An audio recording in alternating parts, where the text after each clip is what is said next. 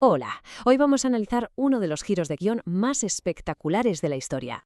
Cómo los aliados, que estaban prácticamente contra las cuerdas, consiguieron darle la vuelta a la Segunda Guerra Mundial. Venga, vamos a meternos de lleno en ello. Esta es la pregunta del millón, ¿verdad? A principios de 1942, el eje dominaba Europa, el norte de África, el Pacífico. Parecía que nadie podía pararlos. Y sin embargo, en solo unos meses, la balanza empezó a inclinarse. Vamos a ver cómo fue posible este cambio tan radical.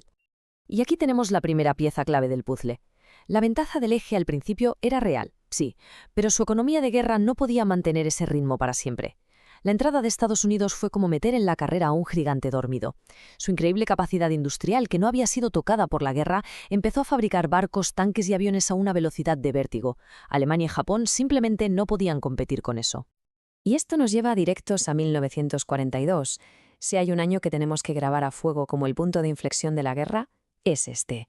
Fue, sin duda, el año de las batallas que lo cambiaron todo y que frenaron en seco la ofensiva del eje en todos los frentes. Fijaos en esta cronología. Son 3 golpes directos, uno detrás de otro, que cambiaron el rumbo de la partida. Midway en el Pacífico, el Alamein en África y Stalingrado en el frente oriental. 3 victorias aliadas que rompieron por completo la racha del eje. Vamos a ver qué pasó en cada una. Empezamos por el Pacífico. Lo de la batalla de Midway fue un auténtico desastre para Japón. Perdieron 4 de sus mejores portaaviones, que eran el corazón, el músculo de su flota. A partir de ese momento, Japón perdió la iniciativa para siempre, y Estados Unidos dejó claro quién mandaba en el mar. Ahora nos vamos al desierto. El general Rommel, el famoso zorro del desierto, tenía fama de ser invencible.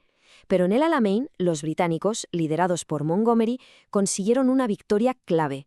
Expulsaron al eje de Egipto, aseguraron el estratégico Canal de Suez. Fue, en resumen, el principio del fin para ellos en África. Y llegamos a la que es probablemente la batalla más brutal y decisiva de toda la guerra: Stalingrado. La derrota alemana allí no fue solo una derrota militar, no, fue una catástrofe psicológica para el régimen de Hitler. El invencible ejército alemán no solo fue frenado, sino que fue humillado. A partir de aquí, el Ejército Rojo iniciaría su larguísimo y sangriento camino hacia Berlín. Con el eje a la defensiva, los aliados pasaron a la ofensiva en 1943. Ya no se trataba de aguantar, sino de avanzar, de recuperar terreno. Y para conseguirlo tuvieron que usar estrategias nuevas y muy audaces.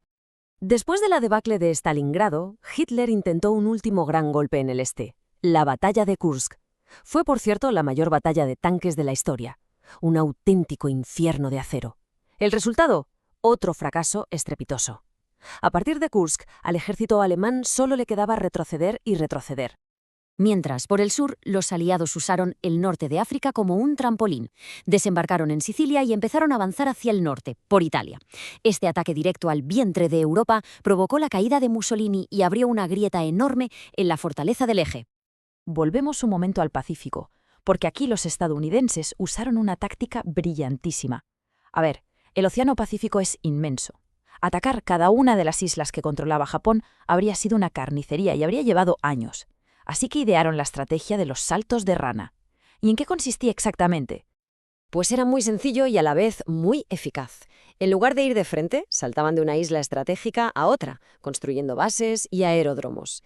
¿Y qué pasaba con las islas que se dejaban atrás? Pues simplemente las rodeaban, les cortaban los suministros y dejaban que se marchitaran solas.